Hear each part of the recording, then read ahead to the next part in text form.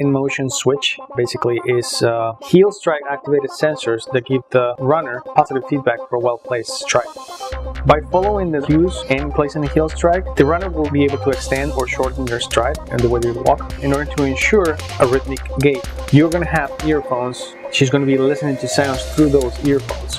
What she has to do is, by using those heel strike sensors, she has to match the heel strike to the sound, which in this case is about 150 beats per minute, in order to get a better rhythm. So what this is going to show me is whether she's rhythmical or not. When you don't have comfortable shoes, it's difficult to follow the rhythm because your feet have little sensors on the soles. Those sensors are actually called proprioceptors.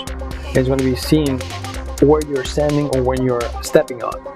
So if your shoe is not comfortable and it doesn't give you enough support, those proprioceptors are going to go crazy and it's going to give your brain different signals.